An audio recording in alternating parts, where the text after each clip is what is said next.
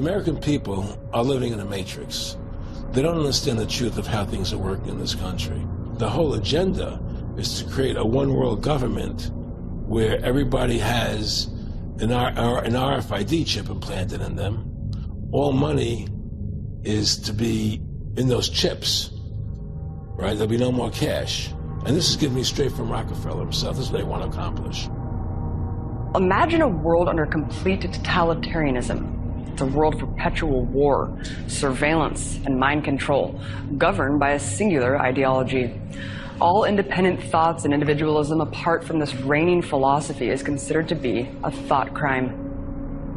At the helm of this state oppression is an ambiguous entity called Big Brother, and every day it requires a ritualistic cult worship to the state. But aside from this tyrannical adulation of Big Brother, there's also a calculated manipulation of language designed for one reason: mind control. People are conditioned through repetition and propaganda. We just legalized propaganda being used by the government on our own people. We just made that legal. We are literally living in 1984. They are changing the answers to math now. They've given up the power of original thought. They're under mind control, and I've been talking about mind control for decades. It's so amazing. It's working, though, ain't it? It's working. It sure is. There are new technologies that provide the expertise to control people totally without their knowledge. Methods of advertising that manipulate us against our will. As this 1952 CIA memo says, the aim is controlling an individual to the point where he will do our bidding against his will. Dr. Gottlieb wrote that he and his colleagues had been able to maintain contact with the leading edge of developments in the field of biological and chemical control of human behavior. The significance of the research, he explained, is that although the cell phone power is low, electromagnetic radiation can nevertheless have an effect on mental behavior when transmitting at the proper frequency. What is this article, Jamie? Scientific American. In Scientific American, it's titled Mind Control by Cell Phone. So would you think that they're making this 5G No, they declassified last year a 37-page CIA manual from the 1970s where they were putting up cell towers that look like trees, already testing it in neighborhoods. It's been in the newspaper that the cell towers are being used for mind control. They use force to make you do what the deciders have decided you must do. They use force to make you do what the deciders have decided you must do. Orwell refers to it as reality control. The majority of people living under the system are weak-minded, incapable of understanding anything more than the party's worldview. This willful ignorance is instrumental in the state's control over the peons. It is almost beyond a science now. It is an exact mechanism of control. They can shape, mold, sculpture, form, and literally create any reality they want. You know who they are. They do not want you to think too much. That is why our country and our world has become so proliferated with entertainments, mass media, game shows, television shows, and every kind of entertainment to keep the human mind entertained so that you don't get in the way of important people by doing too much thinking. You had better wake up and understand that there are people who are guiding your life and you don't even know it. The real owners, the big wealthy business interests that control things and make all the important decisions. Forget the politicians. They're irrelevant. The politicians are put there to give you the idea that you have freedom of choice. You don't. You have no choice. You have owners. They own you. They own everything. They own all the important land. They own and control the corporations. They've long since bought and paid for the Senate, the Congress, the state houses, the city halls. They got the judges in their back pockets. And they own all the big media companies, so they control just about all of the news and information you get to hear. Everybody, this audience has been drawing comparisons, seeing the comparisons between what we are experiencing in our world and Orwell's book. And It's very, very scary what's going to be coming around the corner here. They're saying that they're already testing cameras in Holland, and they're ready to implement them in London for the Olympics in 2012, where they listen to the streets. And there's new facial recognition software that's out that's going to identify everybody in every photo that's posted on Facebook, on the internet. We're forced to live in a real way naked before power. Whether we're talking about Facebook, whether we're talking about Google, whether we're talking about the government of any country, they know everything about us. Then there's the perpetual war to fight an unseen enemy. In some cases, the government bombing itself to keep the masses living in fear. Orwell describes the concept, quote, "The object of waging a war is always to be in a better position in which to wage another war." An atrocity like 9/11 was planned decades in advance. And the first indications and projections, ideations of this idea came out, for example, in a movie by Arnon Milchan in 1978 called The Medusa Touch with Richard Burton, in which the climactic scene is a 747 flying into the Pan Am building. So many of the ideas and concepts in this book are applicable to the way our society has evolved today. In fact, since the explosive revelations about the NSA spying on American citizens, sales of 1984 have skyrocketed. The social structure, the control of information, the perpetual state of war, the personification of the party, the telescreens, the snitch culture, all of this stuff is coming to a fruition. We don't have much time before we're living in the Orwellian nightmare. The world is not random. The world is moving in the direction it is because it's been planned to do that. This is why Aldous Huxley in Brave New World, 1932, and George Orwell, Eric Blair as he was really called, with 1984, published in 1948, that's why they've been so incredibly accurate in predicting the way the world is going, because they weren't coming totally from their imagination. Because this plan for the global Orwellian state of total control, which is daily coming in, I mean, look around. It's not been planned for 5 years or 10 years. It's been planned for a long, long, long, long time. And they go to these billionaire functions. I don't just know this. I've talked to people, and I was in Wired magazine 20-something years ago. Why the Future Doesn't Need Us. Bill Joy, a billionaire, co-owner of Sun Microsystems. He goes to a billionaire meeting with 200 guys, and the consensus was, we're not going to let people play video games and party all day. We're going to set up a world government.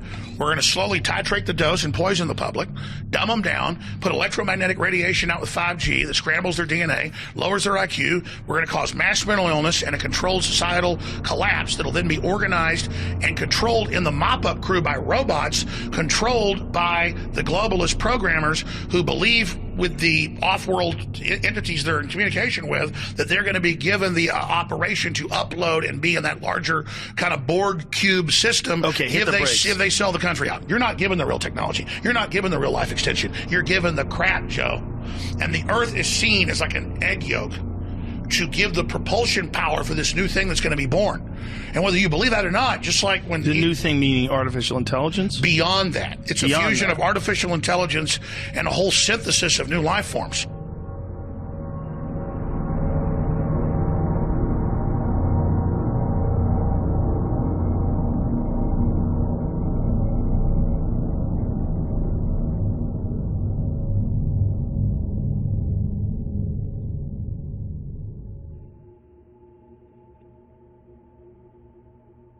The fear of a global dystopia, a nightmarish future where the masses have been reduced to brainwashed zombies who live under the fist of a totalitarian world government, is becoming an ever-increasing concern in our time.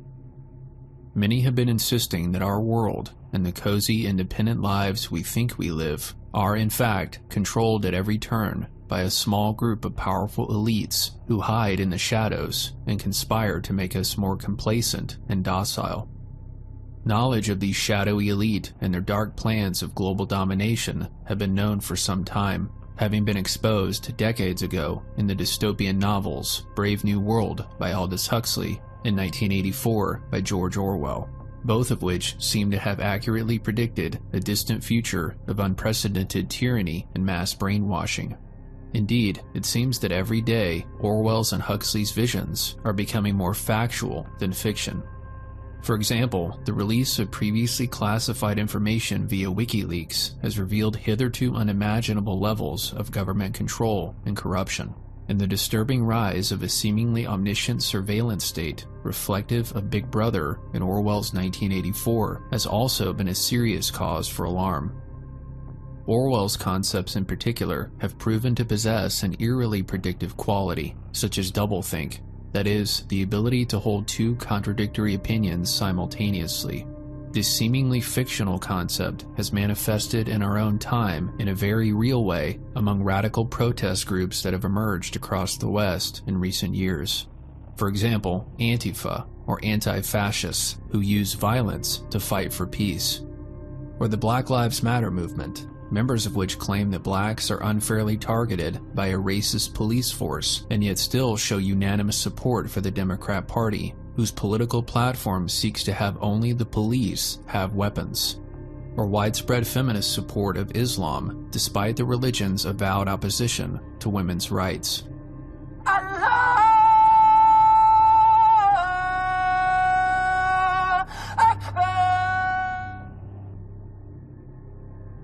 These and other radicalized groups are connected with a loose confederation of activists known as social justice warriors, who often fight racism and sexism by demonizing white men, yet another clear example of doublethink. Judging by what she wrote on Twitter, Sarah Jeong is an angry bigot, and not in a subtle way.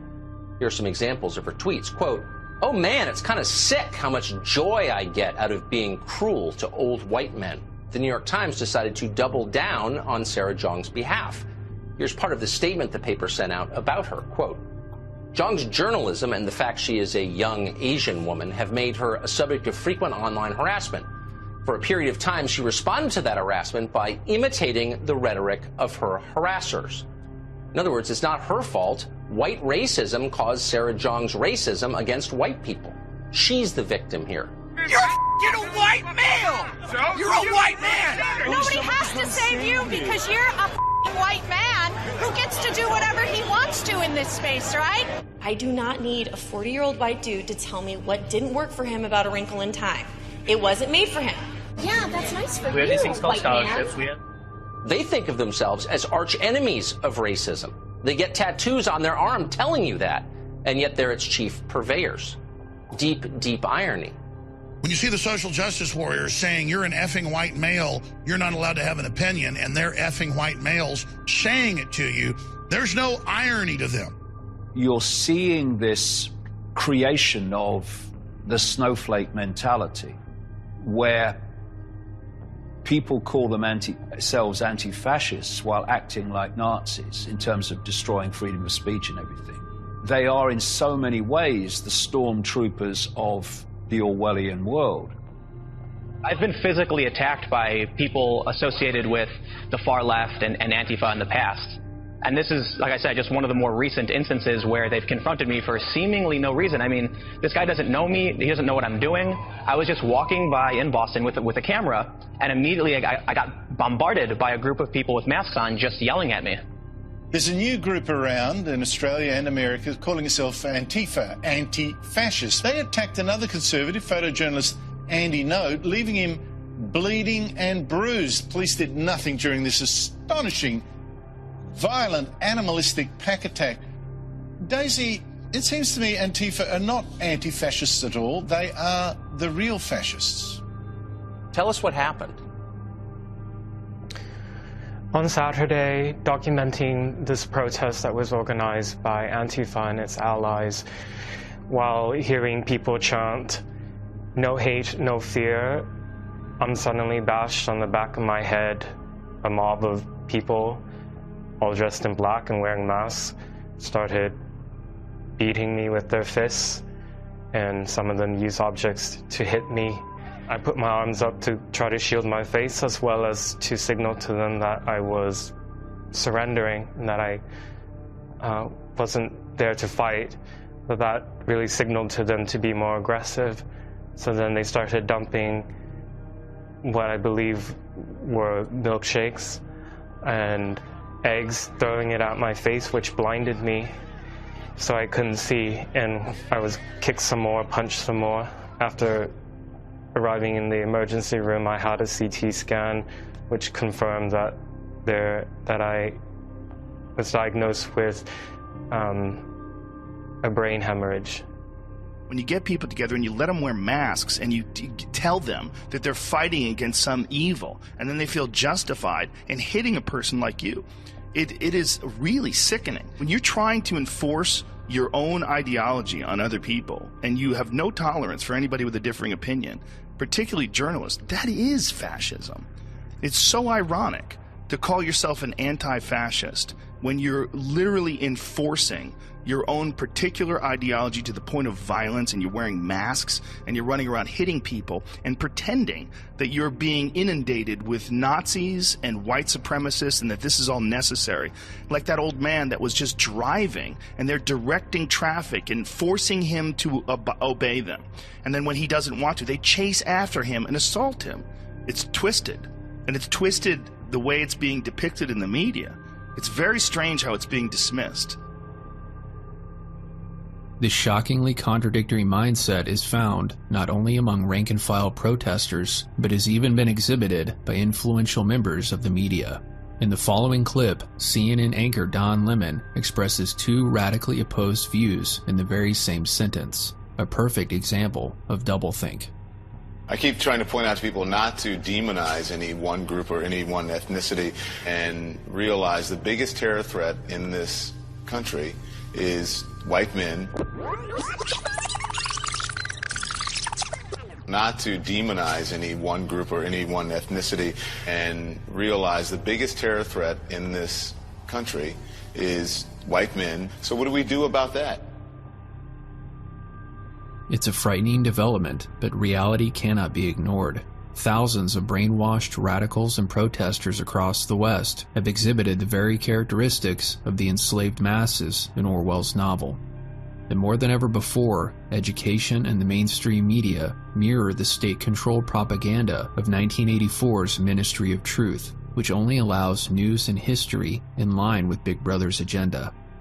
Through these propaganda outlets, a gradual and strategic brainwashing campaign has been carried out, giving rise to yet another Orwellian concept, the thought police. That is, groups of people who seek to suppress ideas and speech deemed politically incorrect, as more and more people are being attacked and even arrested for speaking things arbitrarily deemed as hate speech. The rise of political correctness and the resultant fear of saying something potentially offensive is the direct result of totalitarian brainwashing propaganda. Last Thursday, Middlebury College experienced a scene that's becoming increasingly familiar. Dr. Charles Murray, a scholar at the American Enterprise Institute, was invited to speak. A massive protest greeted him. The intent was not to simply express peaceful dissent, but to shut down his speech. Dr. Murray and the Middlebury professor who interviewed him ran into a mob of protesters, several of whom physically assaulted Dr. Murray's interviewer and forced her to the hospital. The incident and others like it bring into sharp relief a growing tendency on American campuses, an intolerance for freedom of speech and a challenge to intellectual diversity. This incident with Dr. Murray at Middlebury was not the first time this has happened. We're seeing this all over the place. This didn't exist when you and I were going to college. No. What has happened?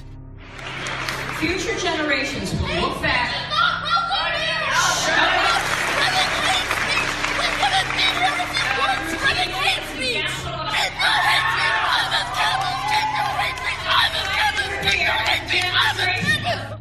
So hate speech is inextricably tied to political correctness or cultural Marxism, and that creates intellectual conformity or intellectual authoritarianism. And that's where you start to see things like safe spaces or trigger warnings or speakers banned from campus or people with unpopular opinions banned from social media. And I know that can seem trivial, but today's social media outrage can be tomorrow's laws. And as we've seen, hate speech laws and political correctness destroys lives, as we see all across Europe. For example, these British men arrested for offensive anti-Islam comments. These people arrested for saying racist things on a tram. Or our very own friend Tommy Robinson, who was charged with inciting racial hatred with a flag that says, "F ISIS? Shouldn't other Muslims want to f ISIS? Or this singer arrested for racism after doing a cover of Kung Fu Fighting at the wrong time because a Chinese passerby happened to hear him outside the bar. So what's the end game here with hate speech laws? Well, a couple of things. On that front, we have legal censorship from the government. And that's a problem, but it's not nearly as pervasive as the one we face daily from cultural Marxism in the intimidation, the cultural authoritarianism of intimidating people into self-censorship. Sure, the government may not step in and tell you that you can't say something, but for fear of losing your job, for fear of being ostracized in society, for fear of being exiled as a racist, as a transphobe, or labeled with one of these life-altering names, people are intimidated into silence. At that point, the government's not required, which is the brilliant sleight of hand that you see from the modern left, as seen here by the ACLU, where they will defend legally one's right to freedom of speech, but they will hesitate at nothing to destroy someone's life culturally for saying the wrong thing. And this is why political correctness, or cultural Marxism, and they are synonymous, lends itself so fashionably to easy labels. Transphobic, homophobic, xenophobic, racist, bigoted, Uncle Tom, white privilege, mansplaining, all of these are slapped on people with politically incorrect opinions in an attempt to silence you. Political correctness is quite simply getting the target population to silence itself. That's what it is. I think free thought is almost dead in this country, that people are bullied into feeling a certain way, and if you don't believe what somebody else does, they will bully you and boycott you and try to kill you. As the evidence shows, an alarmingly large number of citizens appeared to have fallen victim to government-sponsored mind control and brainwashing techniques, which have, over time, created a generation completely incapable of independent thought or critical thinking. Consequently, thousands have risen up in support for the abolition of all national borders, a goal that has been explicitly recognized by elites as being an integral part of their plan for a one-world government. In other words, people are actively protesting for their own enslavement.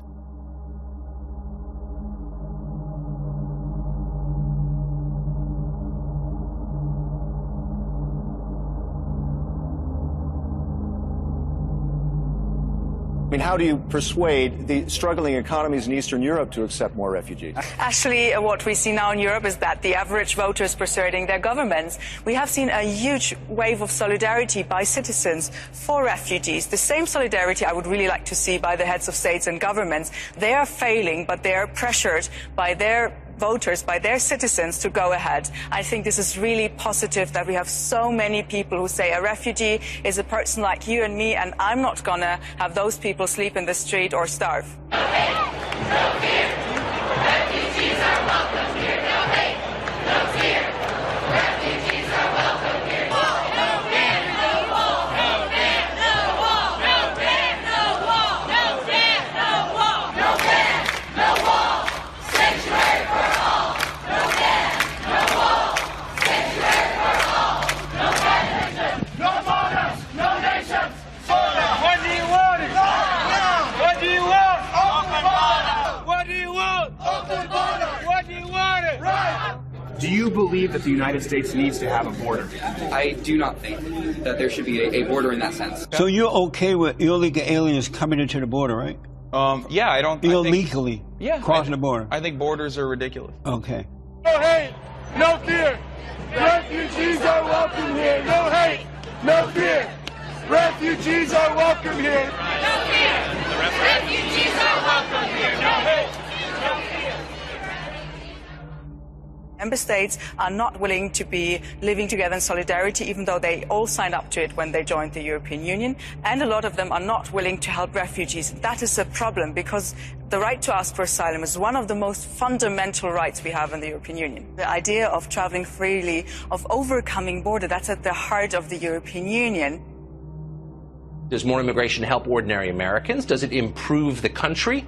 Or does it just enrich an elite class, the policymaking class, at the expense of everyone else? Open borders are a disaster.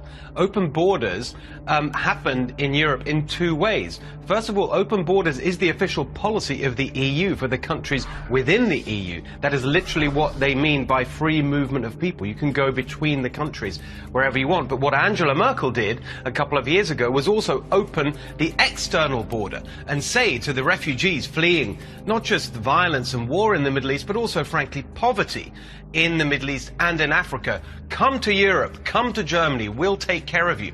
And then what happens, once you go in through the external border of the EU, you can move around wherever you want within the EU itself. And so you saw exactly the same thing happen as you're seeing now here, where you had people coming into Europe through one point of entry and then moving through those countries. It's been a disaster. I've got family members in Germany at the time. They were welcoming those people. They were proud of Angela Merkel for saying, come to Germany. They thought it was a great idea. They were going to prepare food and gifts and making these refugees feel comfortable. Now, 2 years on, I've just spoken to them. They think the whole thing's a disaster. The migrants are not integrating. They're not learning German. They can't get jobs. It's a huge burden on the economy and the society. The whole thing's been a disaster, and we've got to avoid it here by being tough. But it is a direct parallel with what might happen here with these caravans and this, I mean, hundreds of thousands of people coming in. There is, you see, a direct parallel. It's exactly the same.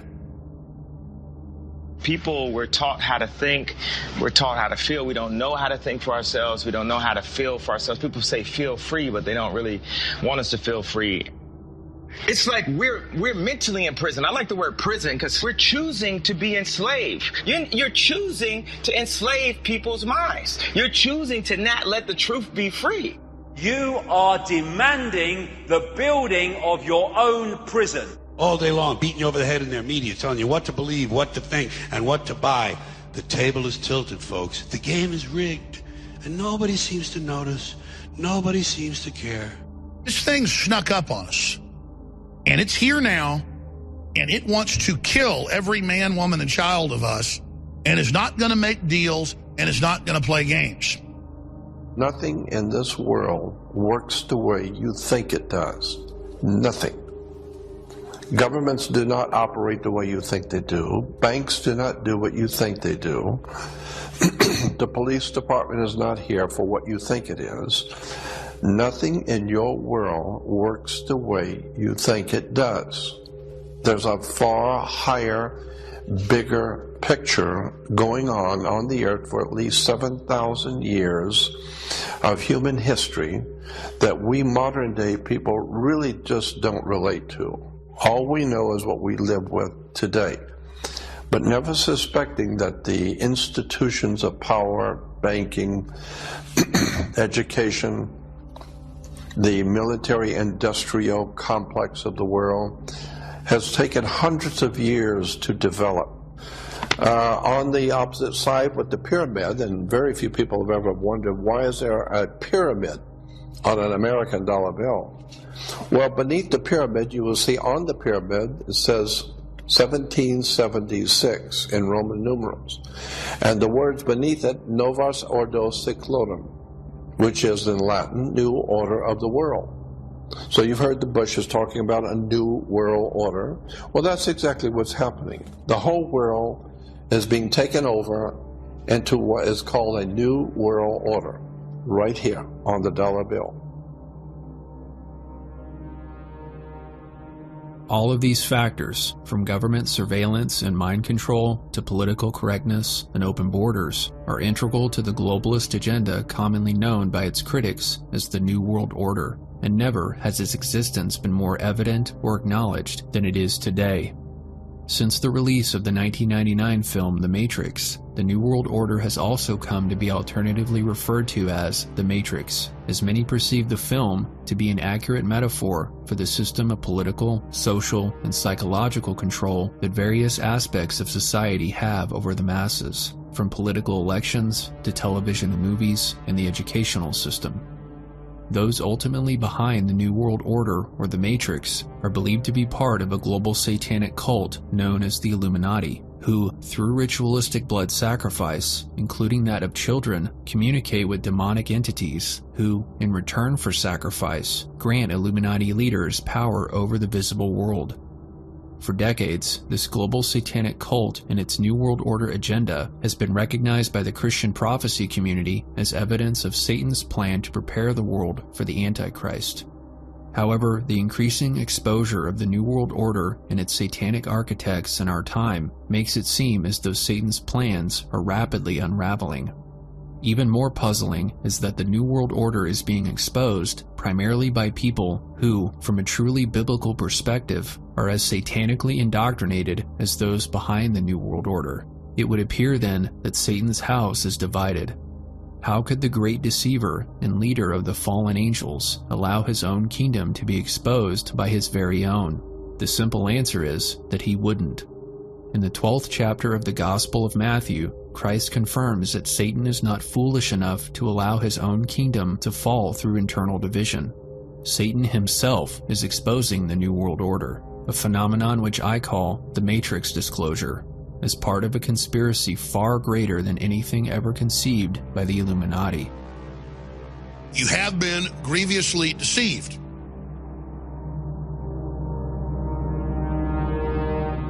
And so I went and I read basically every book, fiction, nonfiction, Orwell written. I sent off for a literature textbook that was like 800 pages long of his letters, because he was high-level Fabian socialist in the club, and it was so horrifying to him what they were planning to do to people, he put it in fiction and wrote 1984 to warn the world. And when you hear this, you understand this is the actual plan, okay? Power is in tearing human minds to pieces and putting them together again in new shapes of your own choosing. Do you begin to see, then, what kind of world we're creating? It is the exact opposite of the stupid, hedonistic utopias that the old reformers imagined. A world of fear and treachery and torment. A world of trampling and being trampled upon. A world which will grow not less but more merciless as it refines itself. Progress in our world will be a progress towards more pain. The old civilizations claimed they were founded on love or justice. Ours is founded upon hatred. There will be no love except the love of Big Brother. In our world, there will be no emotions except fear, rage, triumph, and self-abasement. Everything else we shall destroy. Everything.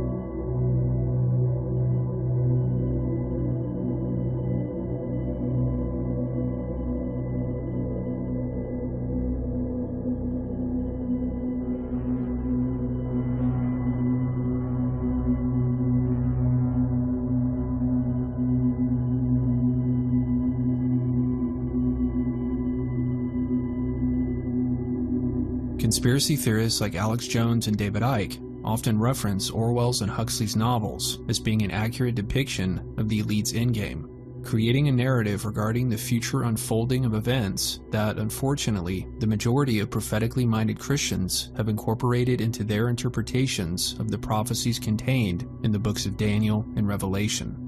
Consequently, many Christians have come to see Orwell's and Huxley's visions as the fulfillment of the prophecies of the Antichrist in his earthly kingdom, and have thus dedicated a great deal of time and effort to exposing the New World Order, believing it to be Satan's true endgame and preparing the world for the Antichrist. But there are several major problems with this view. For one, how could Orwell and Huxley, both of whom were vehemently opposed to the Bible and Christianity, have been given such accurate visions of biblical end times prophecy, if in fact the New World Order is the fulfillment of the books of Daniel and Revelation? Another major problem is that not only is belief in the existence of the New World Order becoming more and more widespread, but there seems to be a growing movement resisting New World Order tyranny. And perhaps most disturbing of all, from a biblical point of view, is that so many of those leading this resistance movement against the New World Order have an overtly anti-biblical agenda. That's what I'm here to do, to help people to understand, to get back in tune with the divine nature of the universe. And I believe that that's going to be required very soon, because when all the systems break down and the Christians for the first time begin to think about it, where is Jesus? I would have thought he would be back by now. There is not going to be a second coming of Christ. There is no guy going to appear on a cloud to judge the human race or change the world. The Christians think they're going to see a Messiah come in the clouds, where there's, which is ridiculous. We have to stop looking for an external Messiah. What's going to save us is us. I've seen the Messiah, and the Messiah is us. Very good. Unfortunately, the vast majority of Christians who study the New World Order and directly connect it with end times prophecy have not entertained the possibility of spiritual deception with regard to how the Matrix has been exposed and presented by Orwell, Huxley, and the conspiracy media. The rapid rate at which the Illuminati's plans are being revealed, not only by critics and whistleblowers, but by the elite themselves, suggests that perhaps Big Brother's plans of global domination are a massive red herring that are being revealed for deceptive purposes, in order to serve an even grander agenda, one that has nothing at all to do with the New World Order or the so-called Matrix of Control. Numerous places in the Bible tell us that, unfortunately, the vast majority of humanity will not be saved because they have turned their hearts against God and refused to believe. As Christ tells us in Matthew chapter 7, narrow is the path that leads to life, and few find it. And the book of Revelation makes it clear that most of the world, having rejected God in their hearts, will be deceived by the Antichrist, the beast from the sea, and his false prophet, the beast from the earth. But if the vast majority of the world will be deceived by the Antichrist, then why are so many rebelling against the New World Order, if in fact it is where the true spirit of Antichrist is manifesting? And again, why are so many leaders of this growing rebellion movement opposed to the Bible and its vision of the future, believing it to be part of the very control system that enslaves us? And this is what we have to resist. We have to resist this siren song of greed coming from the military-industrial complex and the sort of orthodox eschatologists, the people who would like to figure out how to precipitate an end of the world scenario, like these books Left Behind and all this sort of fundamentalism. Those are the guys running this program. Yeah. These classified programs are filled with really kooky people from the lunatic fringe of the religious extremists. And he said, but right now I want to tell you one thing for sure. We in the FBI and your government does not see you as a threat. But if ever you're going to seriously be in trouble, let me tell you who your enemy will be. It's going to be the church. It's most likely going to be the Catholic Church, but it's going to be the church. Christian church will be your enemy, because the Christian church is the biggest organized criminal syndicate in the world. And we know it. The people who are actually running Christianity, both Protestant and Catholic, behind the scenes are the world's best criminals. And we know that. So he says, so when you're messing with the church, you're messing with underworld criminal syndicates.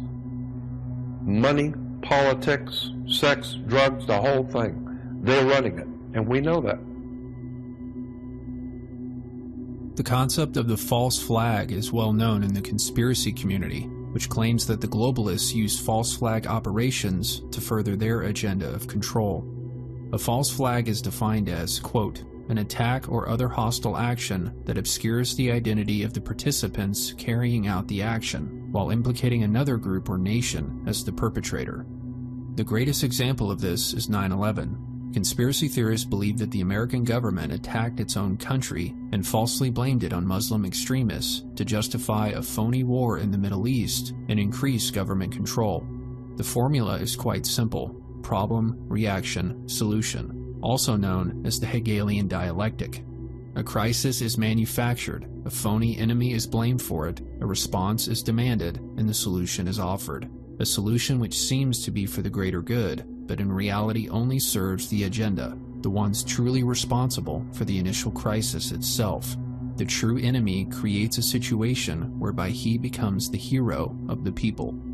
As Rahm Emanuel once said, You never want a serious crisis to go to waste. And what I mean by that, it's an opportunity to do things that you think you could not do before. While the concept of the false flag is easily understood within the physical realm, it never seems to be applied solely to the spirit realm. Though many believe the top New World Order elites are in direct communication with and ultimately working for some kind of spiritual or interdimensional beings, this narrative still includes human beings who are in full knowledge of what the spirits are ultimately planning. What I am suggesting, however, is the possibility of a massive false flag operation that has been carried out solely by deceptive spirits who have not brought any human, elite or otherwise, into the fold. What if Satan and his angels have been secretly carrying out their own false flag operation from which the entire human race has been completely compartmentalized? What if for centuries Satan has been creating a massive problem or crisis, a dark, menacing prison planet, ruled by a secret group of elite bloodlines bent on controlling the world with the intention of eventually exposing it in order to engender a reaction from mankind, who will then demand that something be done about it, at which point Satan will offer the solution. Just as Islamic terrorists were framed for 9/11, what if God and his angels were being framed for creating the New World Order? What if the New World Order itself was the real false flag operation, and Satan was now exposing it in order to paint the God of the Bible as the ultimate enemy of mankind, in order to justify an entirely different kind of war over the minds and souls of the human race? What is that where they announce world government in hundreds of newspapers, but then if you talk about it, the Southern Poverty Law Center and ADL say you must be a terrorist? I mean, this is propaganda I would design, David, to wake people up against me.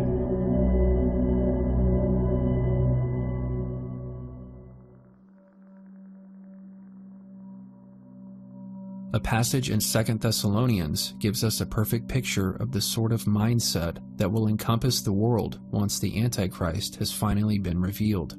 2 Thessalonians 2:9-12 reads, "The coming of the lawless one is according to the working of Satan, with all power, signs, and lying wonders, and with all unrighteous deception among those who perish, because they did not receive the love of the truth, that they might be saved. And for this reason God will send them strong delusion, that they should believe the lie, that they all may be condemned who did not believe the truth, but had pleasure in unrighteousness."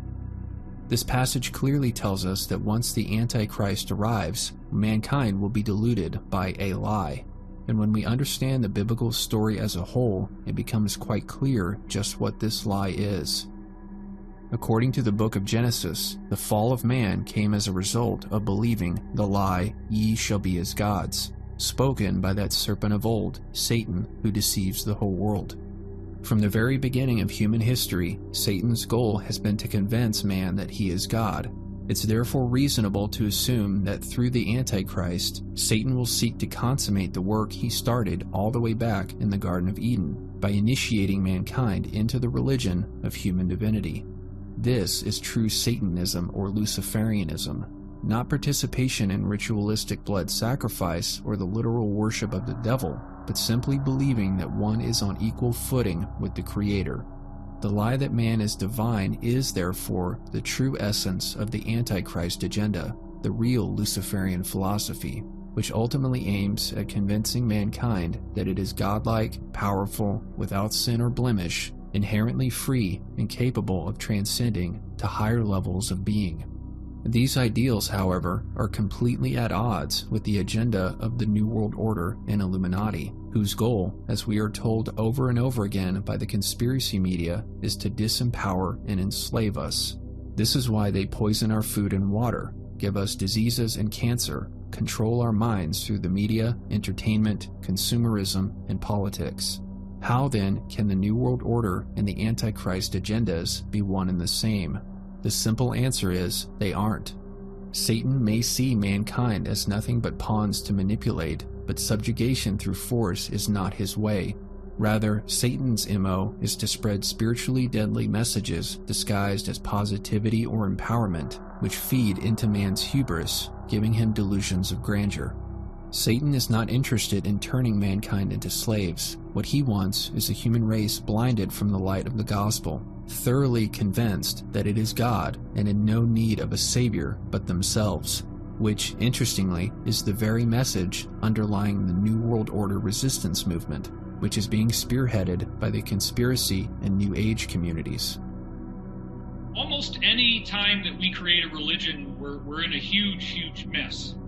Because ultimately, all the great teachers were trying to steer us towards experiential knowing rather than worshiping a book, which is fundamentally flawed as soon as you write it down. And I really want to imbue that to others, this notion that you are the one you're looking for. You are your Savior, because the experience of omniscient awareness that we all have, we are the awareness of the universe. And when we become inspired, we touch parts of that, the most basic fundamental truths that you will find in meditation. That's what we call ageless wisdom, the knowledge that just downloads to you when you go into a state of meditation. The lie that man is God is the root of what are known as the ageless wisdom or mystery school teachings, which have been the basis of Eastern mystical religions such as Buddhism and Hinduism, as well as the various branches of Western esotericism and occultism, including Platonism, Freemasonry, Rosicrucianism, and Theosophy. In recent decades, these teachings have been disseminated on an unprecedented scale through the New Age movement. Though many Christian prophecy researchers have portrayed the New Age as part of the larger New World Order agenda, the evidence simply does not support this notion. Believing themselves to be workers of light, New Agers abhor the so-called works of darkness, and from their perspective, there is nothing darker or more sinister than the New World Order agenda and its Illuminati architects. Interestingly, the subject of the Illuminati and their global conspiracy is a frequent topic of messages communicated by spirits through channeling, a process popular within the New Age, whereby a person opens themselves up to become a direct conduit of one or more spiritual entities, who speak through the person telepathically, communicating whatever messages or spiritual teachings the entities wish to convey. Those who participate in these spiritual collaborations are easy targets for deception, which is why this practice is explicitly condemned in the Bible. Masquerading as benevolent spirits or extraterrestrials, satanic entities quite frequently speak of the Illuminati and their dark plans, in an apparent attempt to warn humanity of their global conspiracy. It doesn't matter who you speak to. It doesn't matter even speaking to lovely intuitive sources in the other world. I can say without exception, all of them have said, even if they don't choose to go into it, yes, there are forces that are interfering with the people of your planet. And that goes without exception. In every intuitive source, every channeler we featured on Gaia have privately, when I've spoken to them, said, they're being said, yes, you are being interfered with. Your job is to break that. The reason people feel so isolated and the reason that people are so in pain is because of the fragmented humanity that they are existing in. Humanity has been designed to connect and to be a tribe, and yet through the evolution process and through the control of certain forces, you would call them government, although we would argue that what you see presented as your government is not actually the government, it is the display people for the government. What is your exact description when you're saying for the government, the forces that control? We would say that this is clear everywhere you go, as in, often what you perceive as the person in charge is not in charge. So when we say there are governing bodies behind your government, we mean exactly that. There are people who have a certain amount of control regarding the resources and the freedoms on this planet, and some of those people, not all, but some of those people have very dark agendas. In her book, The Robes, a book of coming changes, Penny Kelly details the seemingly prophetic information revealed to her by a group of extraterrestrials, known simply as the Robes, who visited her in person multiple times in the 1980s. These beings imparted not only New Age wisdom about the coming expansion of consciousness on planet Earth, but also how in the coming decades, the world would begin moving in a very dark direction at the hands of a few very powerful and corrupt families. Penny was an unemployed mother with 4 children on welfare, had a Kundalini awakening that just blasted her open, and all of a sudden, these little men in brown robes started appearing to her in her kitchen, her bedroom, her living room, and started showing her glimpses of the future. I saw the 12 or 13 families who were members of the cabal, and they never called it the cabal. They always called it the families. That was their term, 12 or 13 families. I saw that it was mostly a business arrangement, and that there were some awful things that were happening.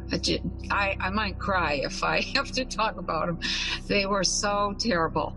And what they pointed out was that the families, the cabal families, would become a huge obstacle to change. They would distract people with music, with entertainment, with food, with poor food especially, with all sorts of meaningless drivel, and people would go for that, and they would not focus on the reason they were here, which was to develop their consciousness. For years, New World Order researchers have agreed that the highest echelon of the Illuminati consists of 13 specific families, each with their own special bloodlines. Through the work of researchers like Fritz Springmeier, the Christian prophecy community has largely embraced this revelation about the Illuminati families, believing it to be the blueprint for Satan's true endgame. However, the messages Penny Kelly received from these entities called the Robes nearly 40 years ago, as well as many other channeled messages received from supposedly benevolent spirits and ETs assisting in the elevation of humanity's consciousness, raised the disturbing possibility that the Illuminati's exposure is not the work of God, but of Satan. That the Illuminati are so frequently exposed by satanic spirits themselves should raise a serious red flag regarding the legitimacy of the New World Order as Satan's true endgame. For why would Satan directly reveal his ultimate plans to so many of those he clearly intends to deceive? What this and similar ET and spiritual encounters suggest is that, for some reason, in addition to humanity's indoctrination into the New Age worldview, Satan also finds it of the utmost importance that mankind learn of the Illuminati and their dark agenda against the human race, which again suggests the likelihood that the New World Order itself is a massive false flag.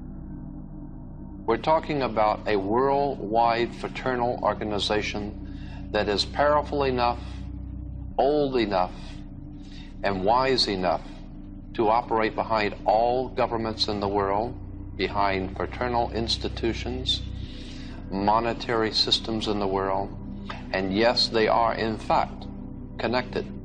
Mrs. Blavatsky, she's... Helena Petrovna Blavatsky? Right. Yes, I have all of her works. You have? Yes. Well, that's why... Yes. I think her best work was Isis Unveiled, Part 2, which is theology. Right. Science. And that was an exceptional work. I think that Helena Petrovna Blavatsky, the Russian mystic, was a very wise and perceptive lady, and she had some very profound knowledge.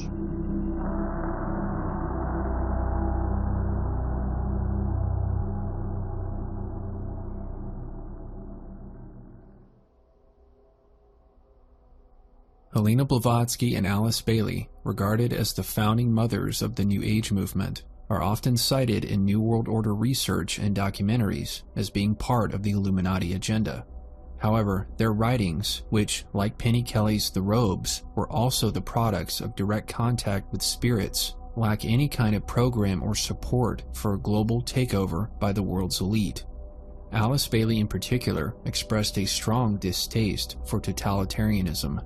In her book, Problems of Humanity, she explained that one of the major problems humanity faced was a global network of powerful people who sought to keep the human race living in fear, hatred, and a constant state of war. She wrote, "The cause of all world unrest, of the world wars which have wrecked humanity and the widespread misery upon our planet, can largely be attributed to a selfish group with materialistic purposes who have for centuries exploited the masses and used the labor of mankind for their selfish ends.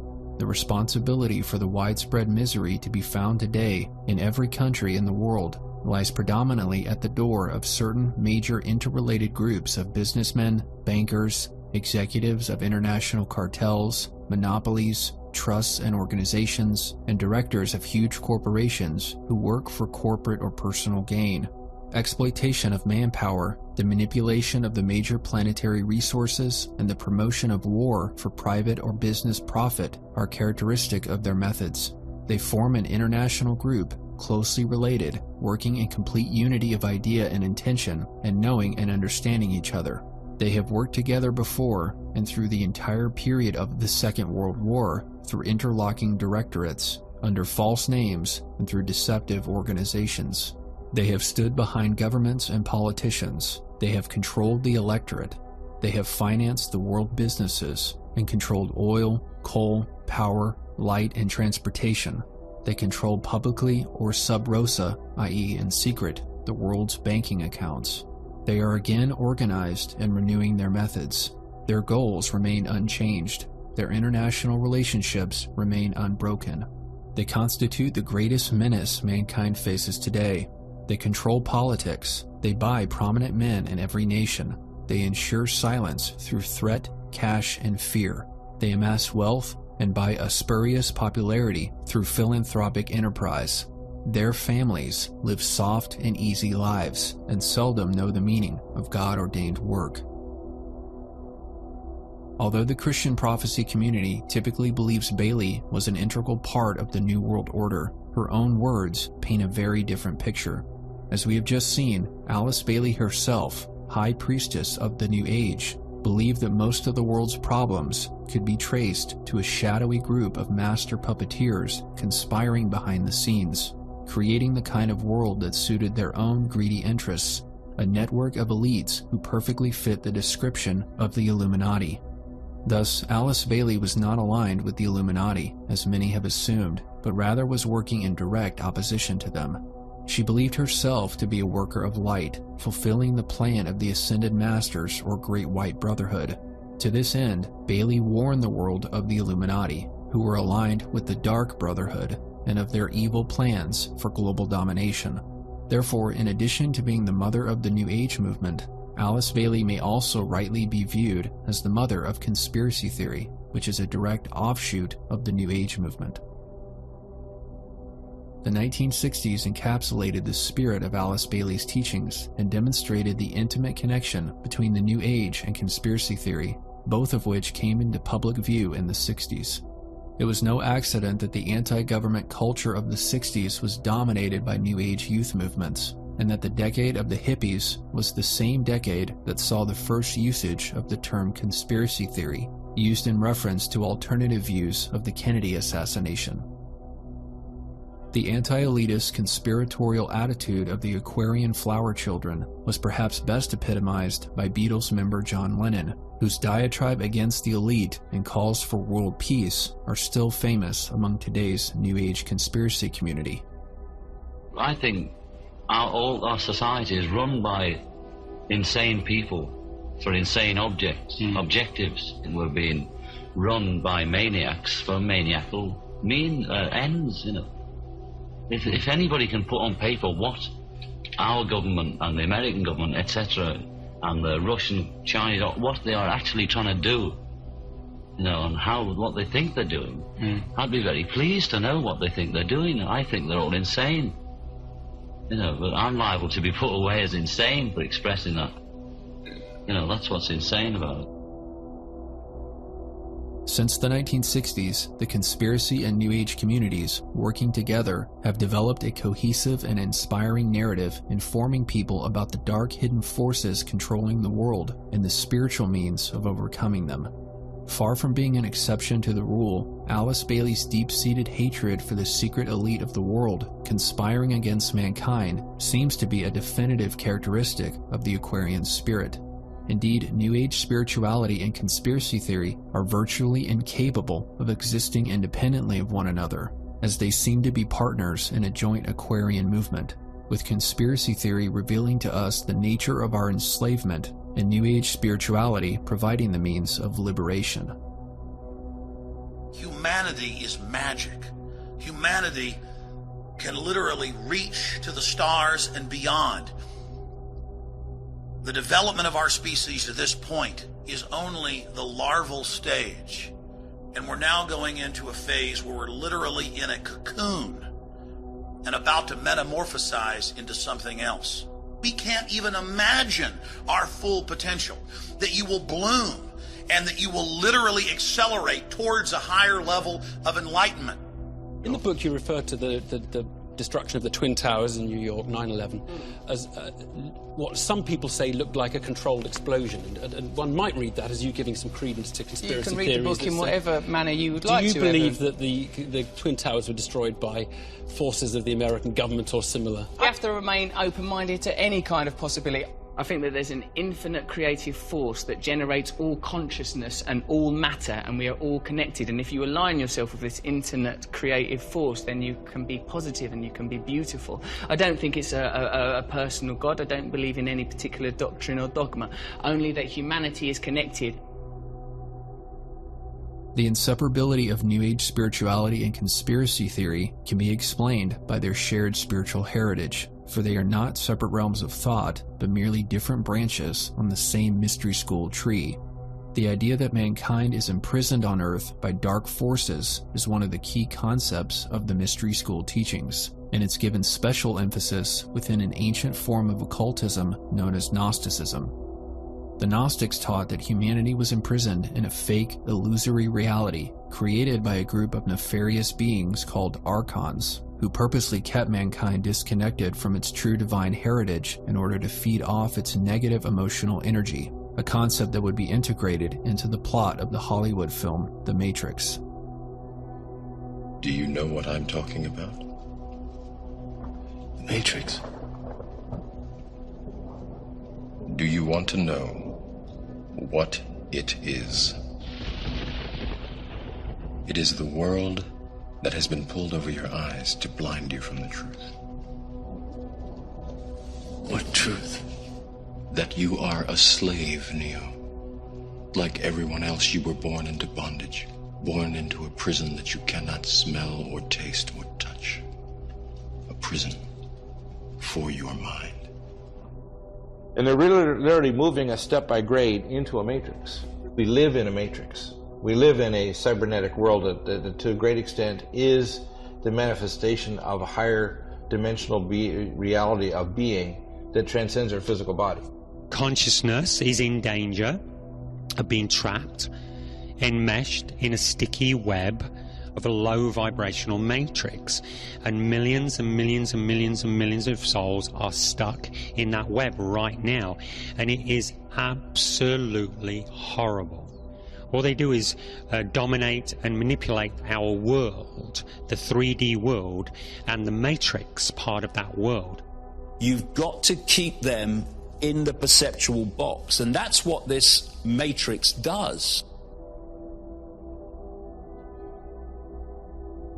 Like all branches of the mystery school tradition, Gnosticism maintains that all forms of life are divine manifestations of the Source, connected with God in like manner to drops of water in the ocean.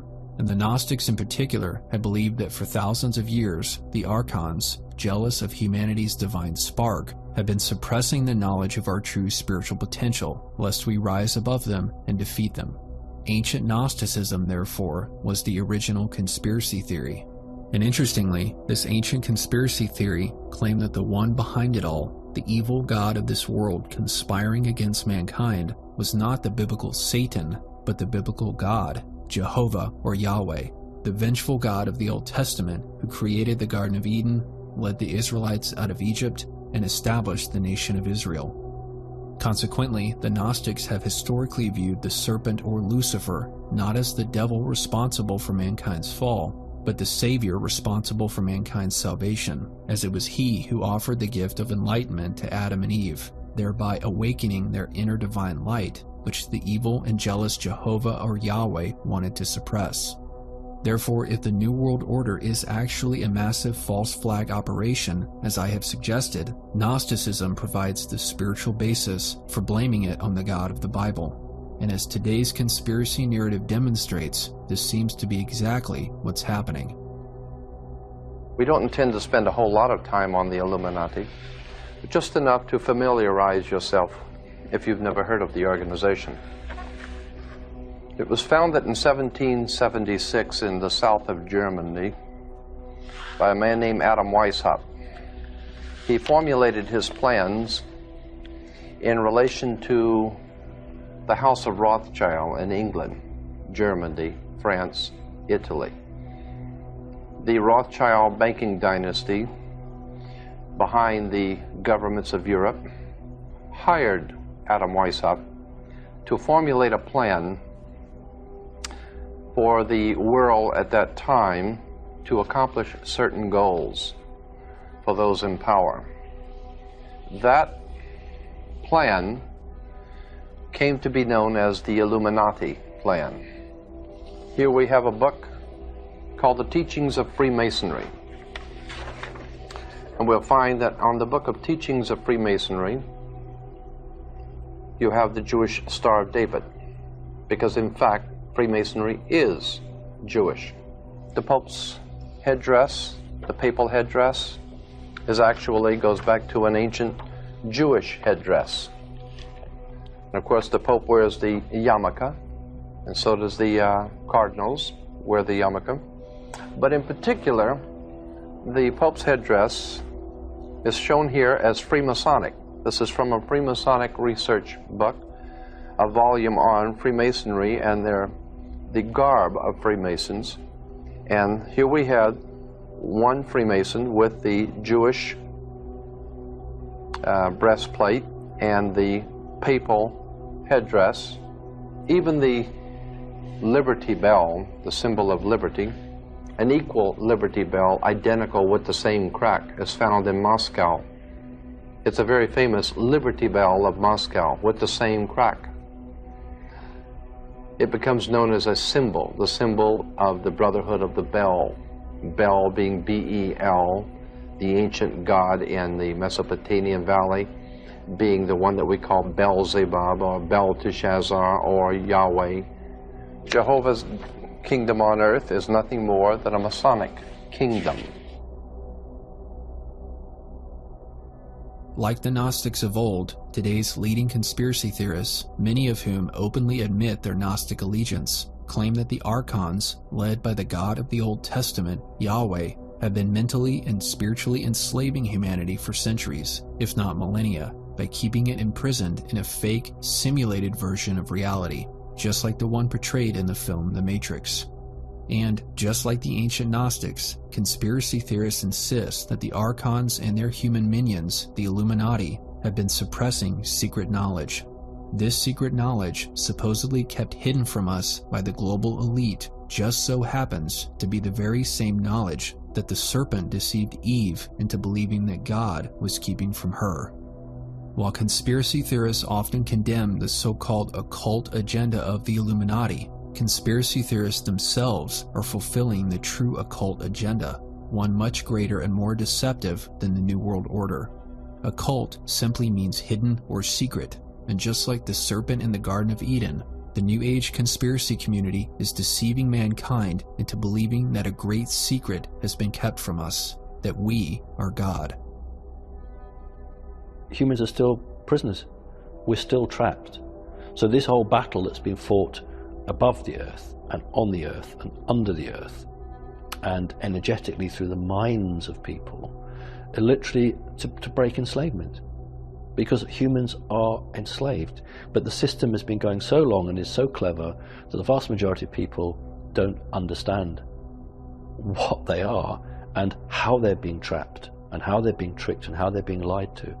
People really don't know what kind of a being they are, and because of that, which is in many cases kept purposely away from them, they're manipulated. Your birthright's being stolen away from you, just like the story of Jacob and Esau. It's being stolen away from people, and the problem is it's being stolen away primarily to tell them things that they are not. We are actually the, if you want to call it, the incarnation of the I Am that said, let there be light in the universe, as human beings in this world, and there's other beings of other types that are across the cosmos that are incarnations of the same I Am. This is the great secret. And the great evil of the New World Order engineers is that they fully understand this primal rule. And they have made the greedy, selfish decision to keep these great truths from humanity that would fulfill and empower our species. They are afraid of you finding your true potential and power, because when you become enlightened and awakened and expand your horizons, you threaten their monopoly of power and control. The biggest secret that the people must not realize, it's not this data about the technology or the visitors or the existence of the visitors. It's our own power. This is the biggest secret. It's our own power, exactly. It's our own power that we must not realize, because the greater secret is who we are, what we can do, what we can be. And they've got to keep us in our box. Otherwise, their game is over. They don't want us to know about our co-creative conscious abilities, because they use those as a tool against us. So if by us liberating our consciousness, we are taking away a tool that negative forces use to enslave us. We come into contact with a body of information that has been kept secret for thousands and thousands of years. And the reason why is that with this information comes the potential for what is called apotheosis. Apotheosis means human becomes God, because they believe themselves to be gods where no one else is. And so what happens is they do not want us to know this, because if we knew that the pyramid could bring us to a godlike state, then we would start building them and we'd start using them, and they don't want us to have the technology. So they flaunt it right in front of you. They put it on the dollar bill. We now have a clear picture of the larger agenda which the grand false flag operation known as the New World Order is meant to serve. The New World Order itself is the problem which Satan created and is now exposing in order to force a reaction from humanity, who will then demand that something be done about it. The revelation or disclosure of the great secret, the satanic lie that man is God, the great secret that has been hidden from us by the Illuminati and their Archon masters. By manufacturing a massive conspiracy to keep the knowledge that man is God's secret, Satan has not only made his lie seem attractive, but true. As it is often said, the cover-up is worse than the crime. People, typically those in power, cover up what they don't want the public to know. And the only reason there is a cover-up is because there is something to hide. Satan has brilliantly applied this concept, what might be called the cover-up effect, to the lie that man is God. For nothing will convince humanity more that it truly is God than the shocking revelation that a global conspiracy has been suppressing this knowledge for centuries. For why would so many powerful people over the course of so many generations go to such great lengths to suppress something that wasn't true? Once the great secret of man's divinity has finally been revealed, mankind will then be able to awaken to the truth and escape the global prison created by the Archons. Therefore, the true satanic agenda preparing the world for the arrival of the biblical Antichrist is not a global prison, but a global prison break. It is not the Matrix, but the escape from the Matrix.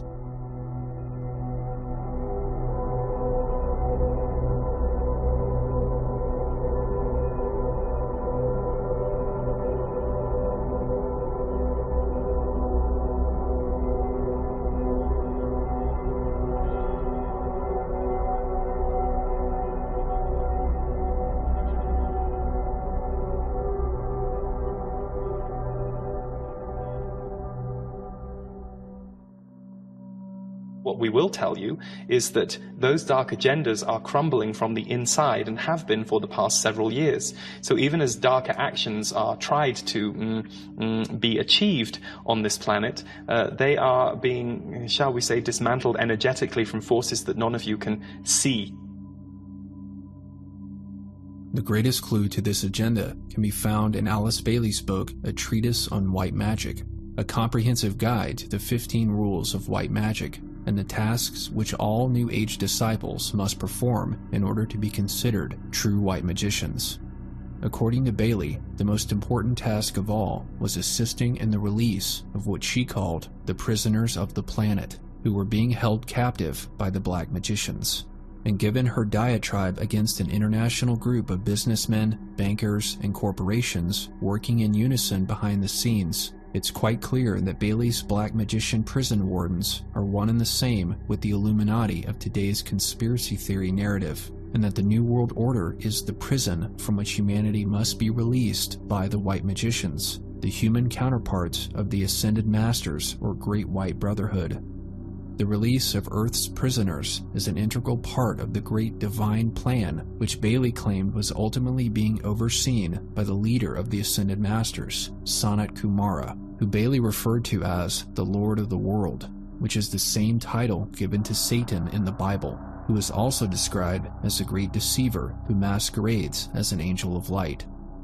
The fulfillment of the divine plan through the release of Earth's prisoners is precisely the purpose which Alex Jones, David Icke, Jordan Maxwell, David Wilcock, and the rest of the New Age conspiracy community is serving. As illumined white magicians, they are leading a Gnostic rebellion against the Black Magicians controlling the planet, telling us that in order to rise above the dark forces, we must collectively raise our consciousness.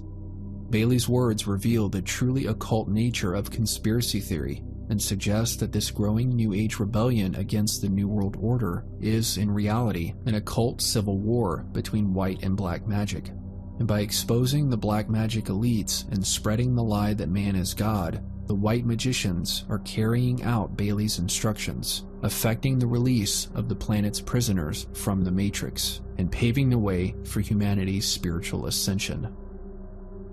George Humphrey, my friend, has written the new book that just came out, available at Amazon.com, Life, Love, Joy, A Story of Humans' Origins, the Polarity of Present Choices, and Our Unrealized Potential. And everything the globalists do is about suppressing our potential. And George's such a sweetheart. He's selling this book at cost, but it's a powerful book. I just started reading it. Everything that social engineers do is about suppressing human potential. Everything they do is about cutting off resources. Everything they do is about telling us we're ugly, we're bad, we're no good, when we're not. Again, we're fallen because we are bought into this system. And this system's doing everything it can from keeping us from ascending.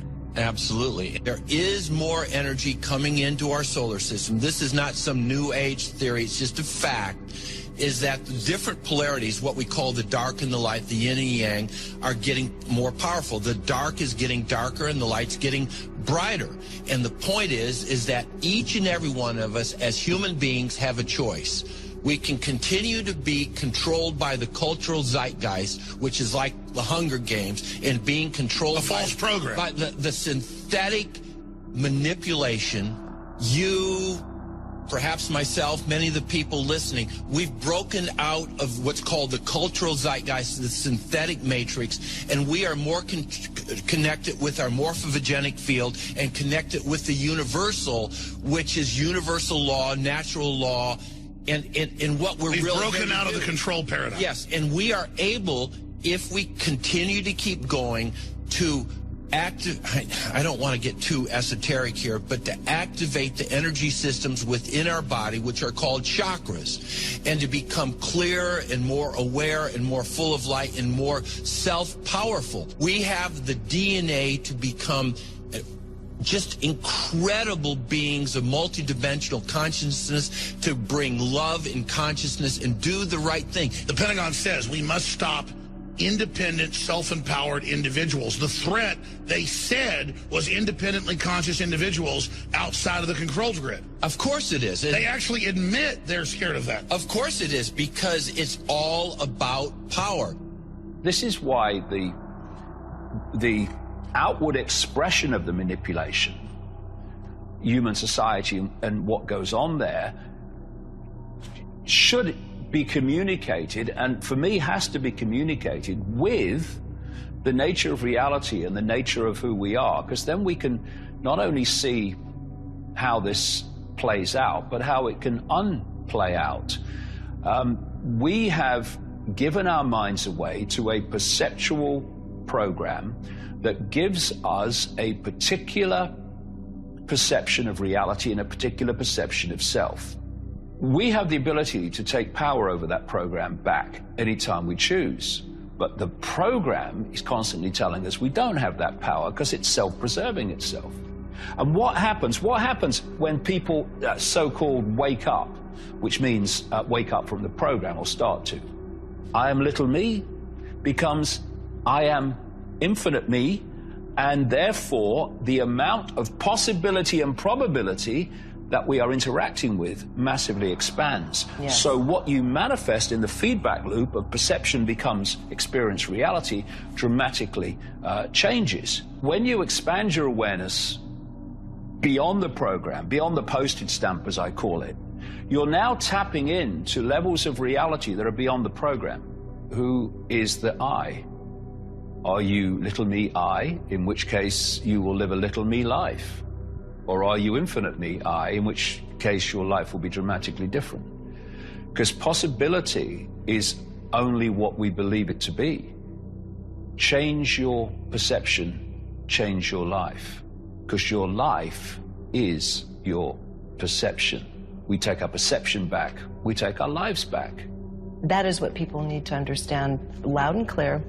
They do have that power. They need to understand how to identify the actual I, not the little me, but the real true self. And so they can start aligning with that and break free of this matrix.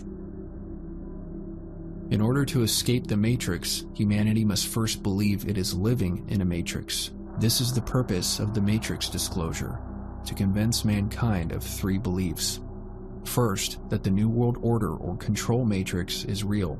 Second, that our reality is an illusion or dream from which we must awaken, a view which is increasingly being embraced by mainstream scientists, philosophers, and technological innovators.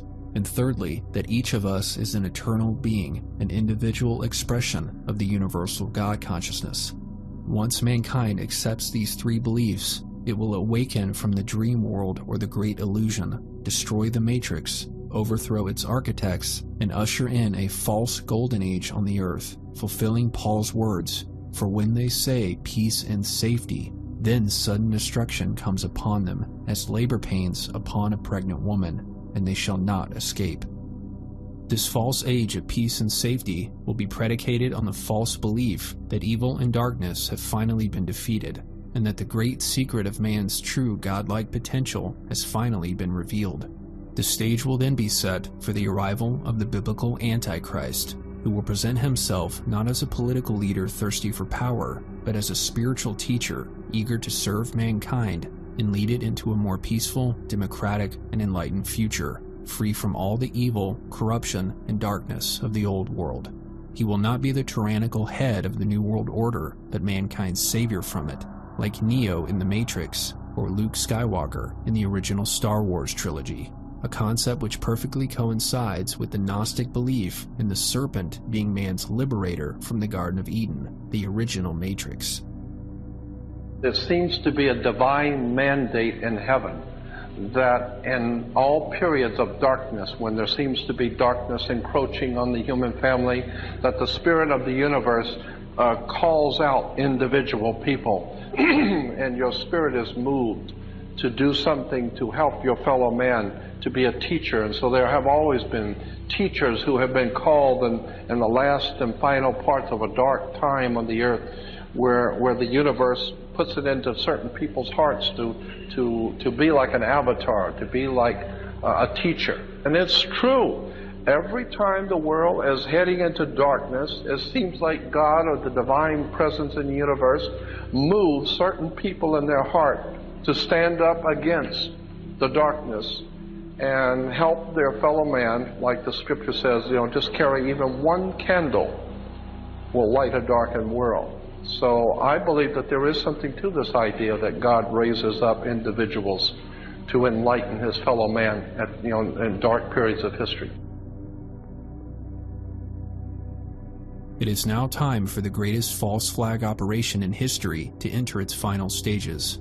Satan has spent centuries creating the problem, the New World Order, and it's now time to expose it, force a reaction, offer the solution, and falsely blame it all on the God of the Bible, who, through religions like Christianity, has sought to control mankind by indoctrinating it with a depraved, sinful view of itself.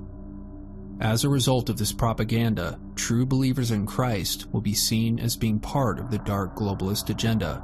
For believing that they are saved by the blood of Christ, believers are increasingly being perceived as satanic, brainwashed by the same religion of blood sacrifice practiced by the Illuminati. This narrative will provide the perfect justification for the persecution of Christians, which the Bible tells us will reach its peak in the last days. Through the Matrix disclosure, Satan is reenacting his initial encounter with Eve on a massive worldwide scale, deceiving all of mankind into thinking that a great secret has been kept from us, and that we must eat the apple or take the red pill in order to realize the truth, that we are all God, and that Yahweh or Jehovah is the real devil or Satan, mankind's true adversary, who, ever since the Garden of Eden, has been trying to keep us enslaved in a false reality in order to keep us from realizing who we truly are. Now, I'm going to get into the great tree of knowledge and the wisdom that has been denied us by someone who does not want us to have this knowledge. About 3,600 years ago, the earth was invaded by something called the Archons. And what these Archons are is they do not possess the divine essence that we possess. And they're really jealous of us for that. And so they're creating a world, this is what the Nag Hammadi says, a simulated world all around us. It's all simulated. And the point of the Archons, according to Nag Hammadi, is to make you think that their reality is the reality, not the real reality. Let's look at what the Gnostic writings from 2,000 years ago say about these Archons, that they are able to create something that they call HAL, H-A-L, which translates as, wait for it, virtual realities. There is an energy on this planet called the Archons, it's called the black goo, whatever you want to call it. Once you understand what is going on here, you can free yourself of the Archons. And I believe the Archons are here. And I believe they're everywhere. And I think they are a virus. I think they get inside of us. And they make us think that the fake world is real. That's the Archons. They don't want us to find out what's going on. The Gnostics believed that there was a false God. And this false God was trying to convince us that we were nothing. They talk about the demiurge being a fake god that created the physical material reality that we perceive, and they relate this to the Judeo-Christian Yahweh Jehovah God. They also relate it in effect to what people call Satan or the devil as well. Being the one that we call Beelzebub or Belteshazzar or Yahweh. So I suspect that's who told us we can't have the fruit of the tree of knowledge. This is what they don't want you to know, because that means you're part of God. You're part of the creative essence, okay? And these Archons don't want you to know this. You are the voice in this plane of existence of the Creator God. The spirit in you is not a separate spirit. It is the I am. We as human beings represent the highest vibration of potential vibration of universal consciousness. God is experiencing consciousness through all of us, and we are it. We are God. We are all powerful. We are consciousness. We are awareness. We are a point of attention within the great infinite forever. And that's what the conspiracy wants us to forget, that we are the ocean. They want us to think we're just the droplet, the little me. That's why the only way this world is going to change, this reality is going to change, is when there is a consciousness shift, an expansion of consciousness beyond time and space, beyond the bounds of time and space. And there is the gateway to that this system wants to shut.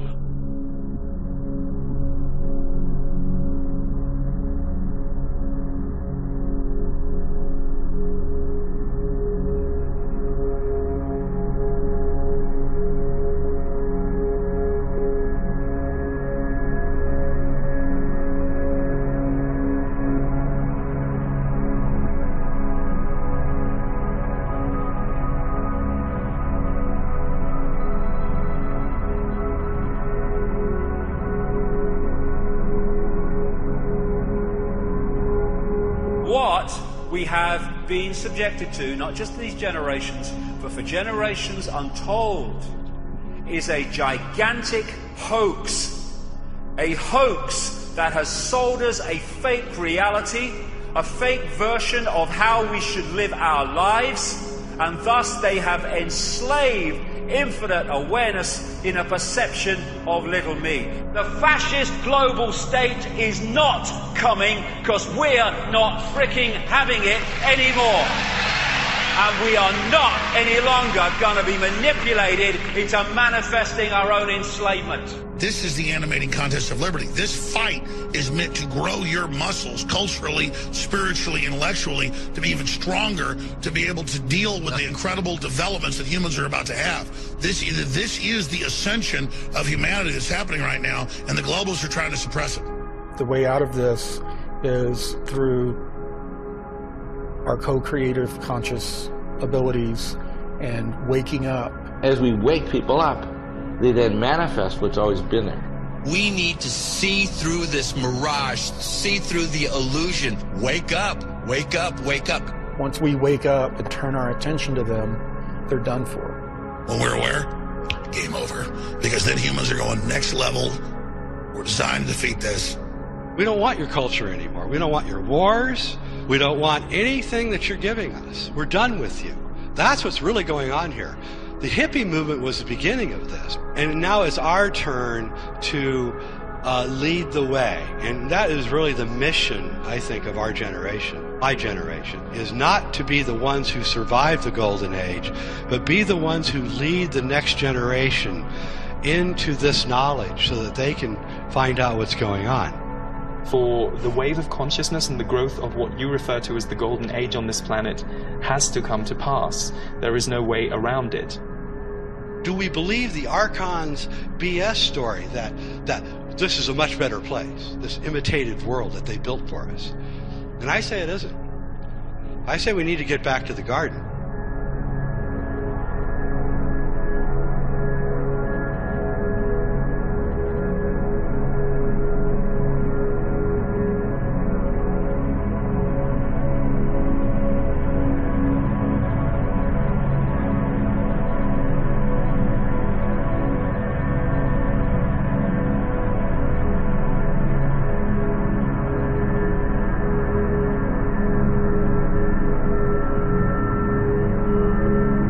Age has begun. An age of freedom.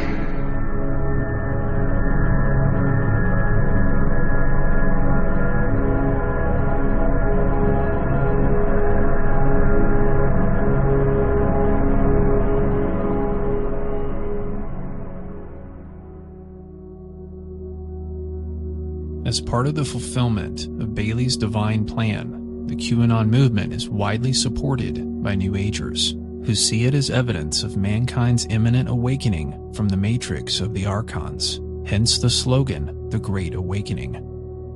The concept of awakening stems from the mystery school initiation ritual, which is a satanic counterfeit of the biblical conception of baptism through the Holy Spirit, the renewal or transformation that occurs when one believes on the name of the Lord Jesus Christ. Through the mystery school initiation, the individual confronts and overcomes their darkest fears or shadow self and awakens to the true nature of reality by learning the most occult secrets of the universe, thereby coming to possess the very mind of God. This is what all current and future followers of the QAnon movement are being led into, a global mystery school initiation.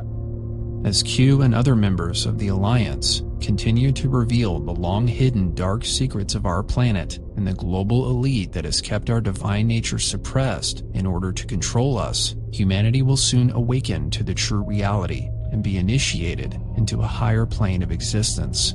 That is, the satanic lie that man is God. But first, the planetary shadow, that is, the New World Order, must be confronted and overcome. Only then can the portal of initiation be opened, leading to the Great Awakening. And there was a common theme that I was being told, which is that there was a vibrational change coming, what I would now call an informational frequency, energetic change coming, that was going to wake humanity up from its coma, its slumber. That there was a story that had to be told, that there was a massive shadow across the earth, over the world, that needed to be lifted. All that had been hidden was going to be brought to the surface where we could see it. Leading QAnon followers believe that this great awakening to the Illuminati agenda and its imminent overthrow will coincide with a massive cosmic event, including the release of energy from the sun that will awaken dormant divine DNA in the human body, accelerating our collective evolution and triggering the ascension of humanity, a phenomenon New Agers sometimes refer to as the event. Many see the rise of Trump and the Alliance as tangible proof that this great shift in human consciousness is at hand, that the age of darkness will soon come to an end, and the age of light will soon commence, the return of the golden age of Atlantis. As more and more darkness is exposed and defeated, more light will begin to shine. All of this is thoroughly detailed on what is called the Great Awakening Map, which illustrates QAnon's pivotal role in the larger New Age agenda and in facilitating the Great Awakening and humanity's escape from the Matrix. As a political counterpart to the spiritual teachings of the New Age, QAnon is engendering a political awakening that will soon be joined by a spiritual awakening into godhood. I was researching Loose Change 9/11. I'm pretty sure you guys know that. And that was my first stepping stone into the awakening, was with all of the 9/11 truth movement. And that was my really first red pill. That's when I totally swallowed the red pill. It's a really good rabbit hole to begin with in awakening, because it's going to lead you straight into the deep state and everything that's been hidden from us. Most people will start at the very bottom left of the map, where it says escape the matrix. And around that section of the map, you'll see the very typical conspiracy things that you guys all discuss all the time. And if you want to start there for the awakening, that's a really good place to begin on the map. The map is sort of designed to be read from the bottom left, where it starts with the Illuminati stuff. And it purposely ends in the top right, because I wanted people to meander through the map and sort of explore the red pills which are resonating with themselves. My focus on the map is leading people to activate their light body, because that is our birthright. Everybody has the ability to activate our light bodies. We're basically beings of light, and that is why it's so important to put it on the map. And I really want to lead people into that direction, because I want to teach people that it's very important for us to learn about these things about our body. It's the most important thing, I think, that we'll ever discover in this life. And that's exactly the reason why it's put at the top right quadrant of the map, as high as possible. At different points in your life, you're going to gravitate toward certain topics. And Q is a really hot topic right now. So I put Q the biggest on the map. Q is in a secret alliance with many world countries. It's called the Earth Alliance. And this alliance has prepared for many, many, many years to take down the deep state Illuminati. And finally, the military was able to persuade Trump to become president so that he would be the one to usher in a new era for the world. And this era is taking back control of our banks, our financial system, and finally getting access to free energy, which is very, very highly exotic technology that's been used by the secret space programs that are unfortunately controlled by the deep state and the military-industrial complex. Very dark. And there's a lot of black magic and a lot of Satanism involved with the highest echelons of Freemasonry. They are the ones that are doing all of the corruption that we see in the world. They probably have the highest control of power, higher than the Vatican. Yeah, I just want to point out that Hugh called out the Freemasons tonight for the first time. He mentioned Freemasons. He did about 5 posts about them, and that's kind of what I've been waiting for. Like, I feel like it's like this huge breakthrough that he's finally called them out, because I feel like the Freemasons are one of the main groups that we need to take out in order to like open up the free energy, bring in the secret space program and, you know, Earth liberation. Everybody's consciousness is ascending really fast. And that's why you see the Trump movement. Everybody is awakening and they're realizing that there's an Illuminati and they're realizing that there's extraterrestrials everywhere. And this is all caused by the solar flash that's about to occur. It's creating a leap of evolution of consciousness for everybody. The Great Solar Flash is talked about in almost every ancient religion on Earth. And it talks about an end times that are about to occur right now. And the sun will release several series of flashes. This occurs every 25,900 years. It's a cycle. It happens all the time. So the end of the cycle is basically now. It's supposed to happen anytime. And the series of flashes, it basically evolves our DNA. Since our bodies are made out of light, we're light beings. So when the sun releases this powerful flash of light, it's supposed to transform our DNA, and we're supposed to evolve to the next density, which is 5 density, 5D. And we become telepathic, and we are also able to perform superhuman abilities. When the solar flash comes within the next few years, we have to be in a state of mind that is peaceful and loving, because the light that is emitted from the sun is a high vibratory energy. And that high vibratory energy is going to activate our DNA instantly and either push you into your light body, or it's going to make you go crazy because your vibration is too low. It cannot adapt. And that's why in the Bible you see prophecies of people disappearing off the earth, but the good people get to stay.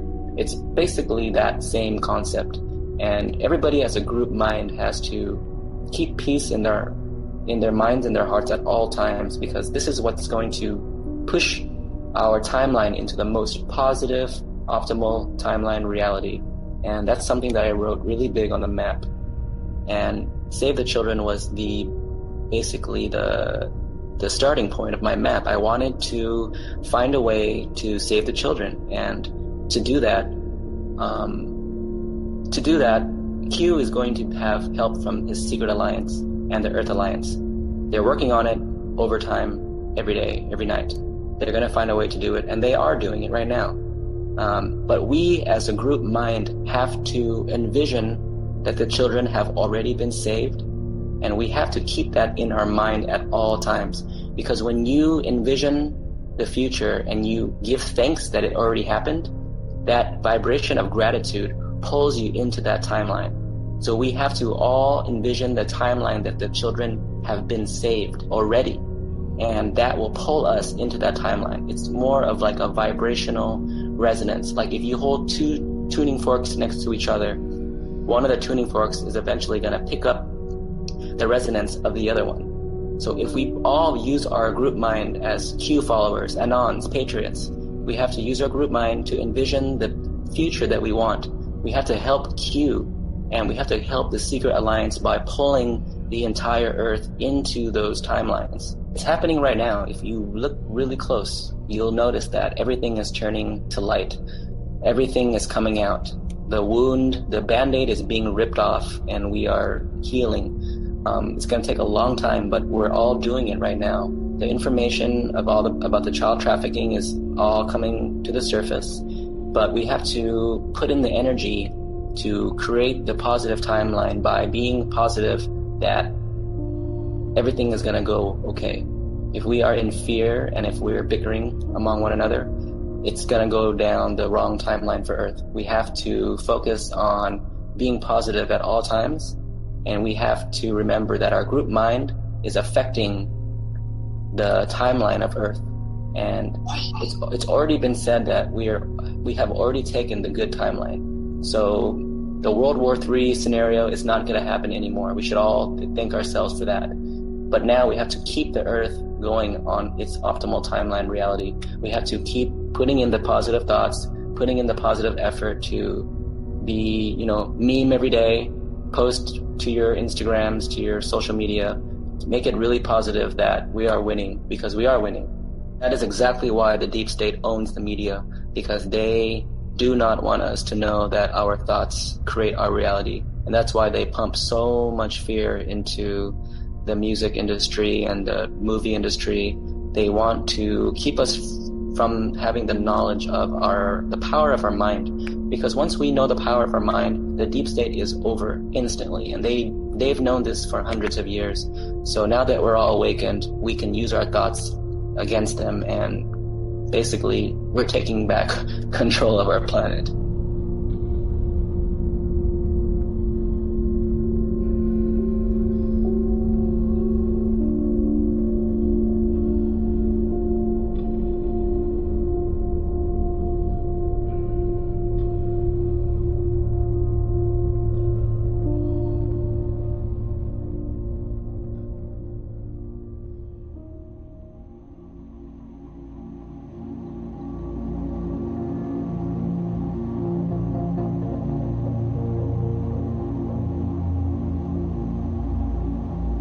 There seems to be a divine mandate in heaven that in all periods of darkness, when there seems to be darkness encroaching on the human family, that the spirit of the universe calls out individual people to do something to help your fellow man, to be a teacher. And so there have always been teachers who have been called in the last and final parts of a dark time on the earth.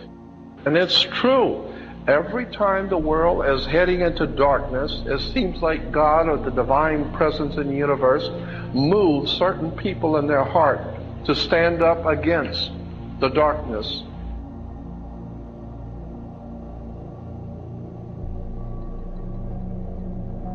I believe Trump, the Alliance, and the QAnon movement, along with the broader New Age conspiracy community, are laying the foundation of what will be the true beast system of Revelation, signified by the symbol of the lion and olive branches popular within the QAnon movement.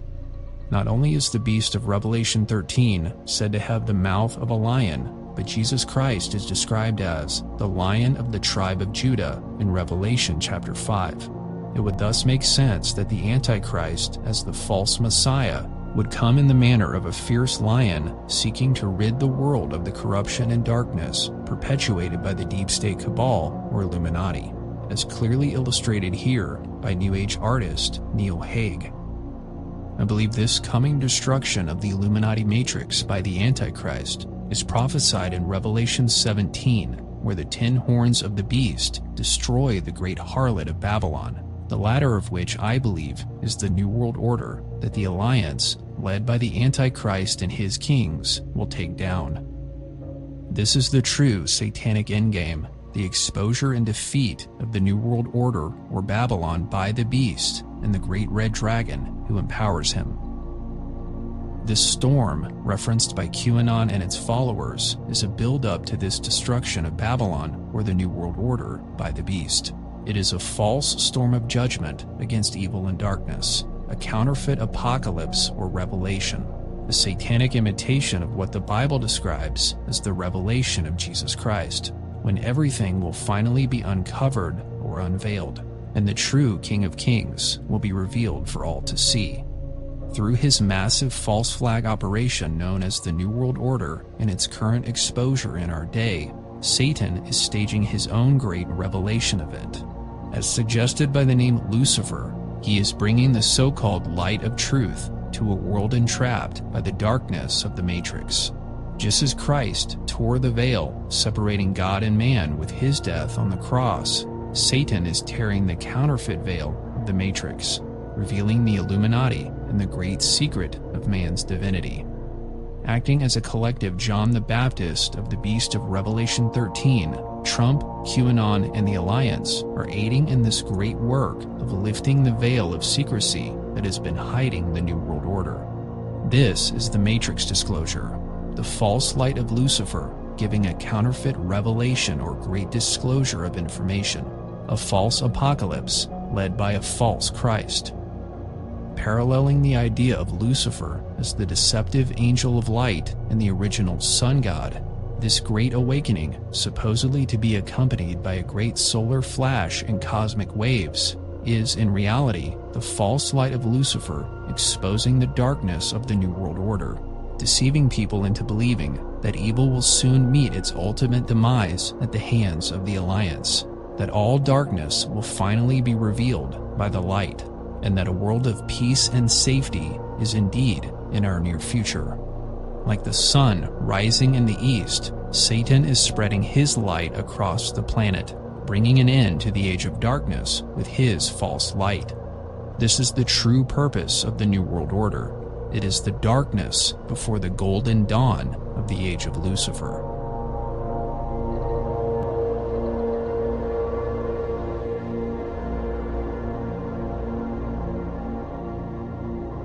Vampires, parasites, roaches don't like the sun. I love the sun. And we're going to drag them kicking and screaming out at high noon out of their crypts. And we don't have to do anything to them. We just have to spiritually drag the enemy out in the open square, and they will burst into flames. They will burn. They will turn to dust in front of our eyes the minute we recognize the light. They hate the light. They hate when people are connected and loving. And that is why that's why we're going to burn these pieces of to the fucking ground. But to bring light into the world, to bring God's light into the world, we have to be the vessels for that light. We have to be the conduit for that light. You're going to be a light for a lot of darkness out there, if you understand this. So spread that light.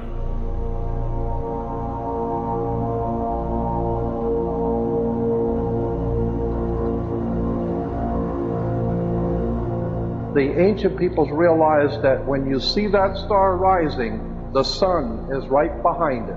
So it announced the coming of the sun. So it was a beautiful announcer, for the sun was coming. And so it was called Lucifer. Lucifer was the bringer of the dawn, the bringer of the light. The night is darkest just before the dawn.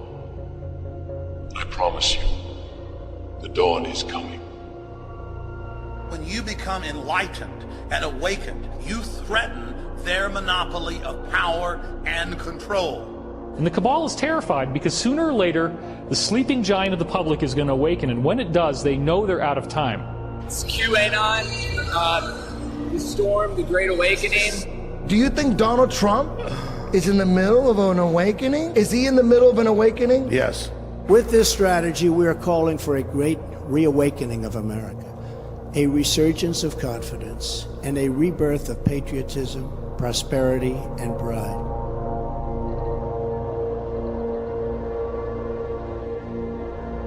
The Golden Dawn is the great awakening of humanity and the beginning of the Golden Age. The nature of human consciousness will never be the same. The world will be united through our shared humanity, through our collective and unanimous rejection of the globalist cabal. Every country will share in the ritual of exposing and prosecuting the crimes of the cabal. The greatest strength of the NWO system is transformed into their greatest weakness by simply shifting from darkness to light. The NWO was designed perfectly for a controlled demolition. Unity will emerge naturally from the disillusionment of the lifted veil. The impact of this event may be potentiated by electromagnetic entrainment of humanity into a shared state of bliss consciousness. The phenomenon may involve a natural celestial event predicted and expected to occur, such as passing through a photon belt of high energy cosmic rays, which will affect us all on both a conscious and molecular level, which has been predicted by many spiritualists and channelers. Participants will pledge their allegiance to Gaia, humanity, and their respective nations, and the divine principles of freedom, truth, and love. We are the illuminated sons of the Golden Dawn, and these are our protocols. We are on a timeline now of all of this stuff being revealed.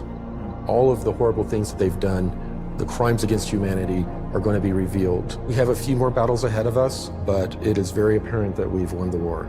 Absolutely. Won our freedom. What would we get once they're defeated? What will... Oh, well, we have abundance. We have free water, food, clothing for everyone around the world. I know that's something normal. We all just dress up here in the U.S., but we're looking worldwide here and planet-wide, where everything changes. And no more hunger. No more hunger. And just like here on Earth, it affects all the other dimensions and all the other worlds. So there are implications for the Earth's environment, the elimination of poverty. So if you can imagine in a generation, let's say in 20 years, you could have a planet that would have no pollution, no poverty, and the emergence of a whole new, let's call it medical technology, that would make what we have today look like Neanderthal. We're trying to resolve an issue, bring out knowledge and information and technology that can give us a new civilization that can endure for thousands of years peacefully. Would be a time of unimaginable enlightenment. The best thing that ever happened. The best thing that ever happened in the history of humanity. Someone sent this to me, and this was probably some of the greatest information I've ever read in my entire life. So, you know, take it in, because I feel this is the path that humanity is going. And it's already written. We've already won. So don't worry. We, in our own time, can move the world to a just and lasting peace. And let us all pray for a future of peace, unity, and safety for all of our people.